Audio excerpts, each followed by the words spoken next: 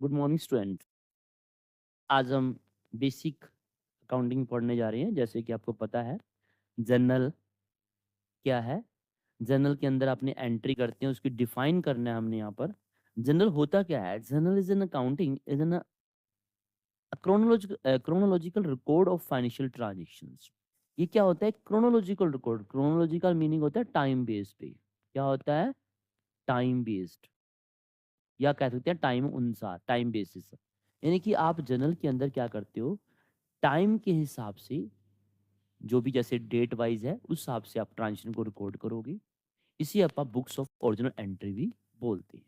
इसके अंदर date mention होगी, अकाउंट्स जो होगा वो लिखा जाएगा, अमाउंट आएगी और एक ब्रीफ डिस्क्रिप्शन होगी एक ट्रांजेक्शन्स की। ठीक है। This is a forming for basis for further accounting process.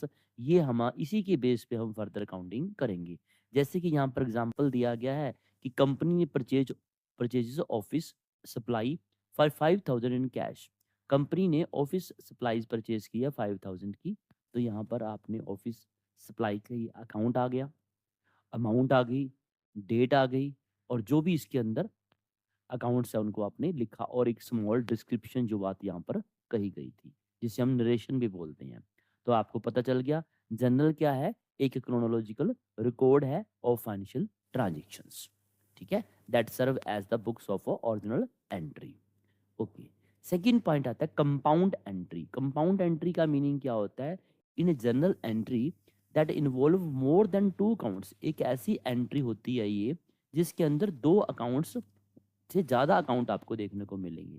Multiple debit हो सकते हैं, मल्टीपल क्रेडिट हो सकते हैं, और दोनों भी हो सकते हैं। This type of entry use to record complex transaction that affect several accounts simultaneously. एक ही समय में उसमें कई अकाउंट्स प्रभावित हो सकते हैं।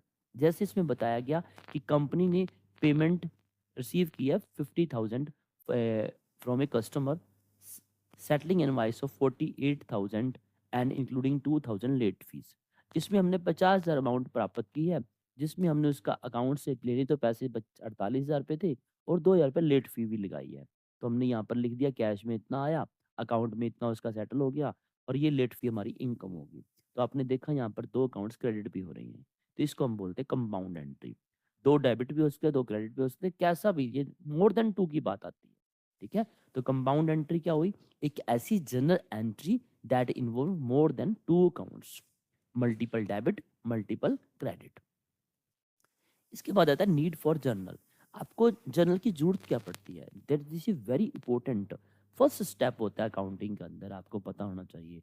और क्रोनोलॉजिकल इसे यहाँ पर कोड करते हैं। It allows for the systematic organisation of financial data. आप जो भी हमारे पास फाइनेंशियल डाटा होता है उसे आप सिस्टमेटिक ऑर्गेनाइज करते हो, और इसी के हिसाब से जो हमारी आगे जाके हमने लेजर में पोस्टिंग करनी होती है, ये जर्नल के हिसाब से किया जाएगा, enabling the detection of error और ओमिशन। और ये हमें एरर को भी फाइंड करने में हेल्प करता है। जैसे इसमें एग्जांपल दिया गया कि कंपनी ने 5 लाख की मशीन परचेज की है, और जनरल एंट्री आपने मशीन को डेबिट कर दिया, क्रेडिटर को क्रेडिट कर दिया। This is a significant transaction in recorded promptly and accurately forming the basis for subsequent accounting process।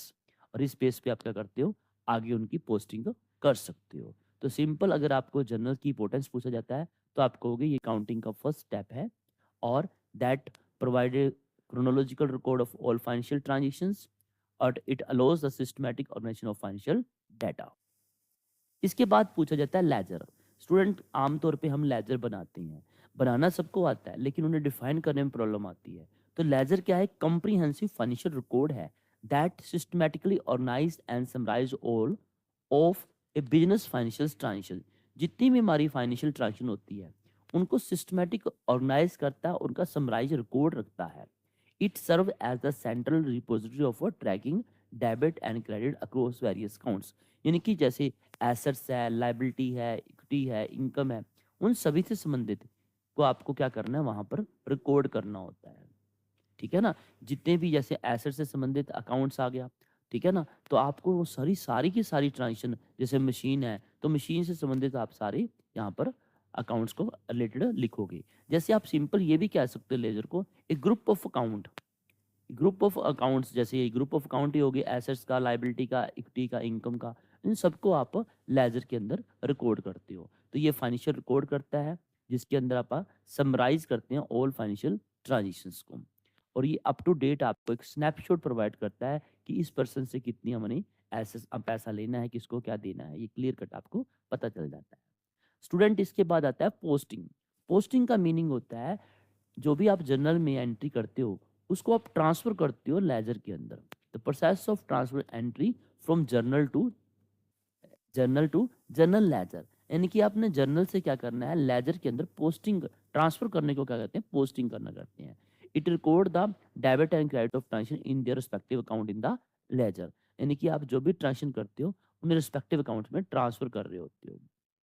ठीक है, जैसे एक छोटा सा एग्जांपल दिया गया यहाँ पर कि कंपनी ने ऑफिस सप्लाईज 5000 की कैश में परचेज की, तो अकाउंटेंट क्या करेगा, ऑफिस सप्लाईज को जो अकाउंट है उसमें 5000 डेबिट कर देगा, और जो कैश काउंट होगा उसमें क्रेडिट कर दिया जाएगा। ठीक है ना, कैश की जब क्रेडिट साइड होगी उसके अंदर बाय ऑफिस सप्लाईज लिखते हो आप, तो ये पोस्टिंग करने का काम आ जाता है, यानी कि transfer of entry from journal to ledger. इसके बाद बहुत बार ये क्वेश्चन पुट अप किया जाता है स्टूडेंट से कि टाइप्स ऑफ लेजर कौन कितने होते हैं, कितने प्रकार के लेजर होते हैं। आप ये कहोगे कि 3 प्रकार के मेन लेजर होते हैं। एक जनरल लेजर हो गया, फिर आपका सेल लेजर हो गया, and then purchase ledger. 3 ledger बनते हैं। तो जनरल लेजर में सारे डॉक्यूमेंट्स जितने भी मास्टर डॉक्यूमेंट होंगे, जैसे एसेट्स है, लायबिलिटी है, इक्विटी है, रेवेन्यू, सब यहाँ पर आ जाएंगे। और सेल लेजर के अंदर क्या होगा, ओनली सेल ट्रांजेक्शन्स को और कस्टमर अकाउंट्स को वहाँ पर शामिल किया जाएगा। ठीक है, और परचेज लेजर में क्या हो जाएगा, जो भी आपने परचेज से ट्रांजेक्शन्स किया उनको रिकॉर्ड किया जाएगा, और सप्लायर का अकाउंट को यहाँ पर मेंटेन किया जाएगा। तो ये हमारे पास 3 लेजर हो गए। पहले तो ये पता होना चाहिए, जर्नल, सेल्स एंड ये हो गया पी, जीएसपी। ठीक है ना, ये आपका पास टाइप्स ऑफ लेजर हो गई। इसके बाद पूछा जाता है एडवांटेज क्या है, एडवांटेज ऑफ लेजर। तो यहाँ से आपको पता होना चाहिए, 3 मैंने पॉइंट मेन पॉइंट लिए हैं, ताकि जो जो भी क्वेश्चन आप यहाँ पर करवाए जा रहे हैं वो 2 मार्क्स और 3 मार्क्स के हिसाब से आपको करवाए जा रहे हैं। आपके अभी यूनिवर्सिटी एग्जाम स्टार्ट होने वाले हैं, उसी हिसाब से ये क्वेश्चन को मेंटेन किया गया है। तो पहला आ गया फाइनेंशियल रिपोर्टिंग एनालिसिस, फिर आया application of double entry, and then organisational benefits. ये 3 बेनिफिट्स आपको मेन लिखने हैं, अगर आपको 2-3 मार्क्स का क्वेश्चन ये पूछा जाता है कि लेजर के क्या बेनिफिट्स हैं।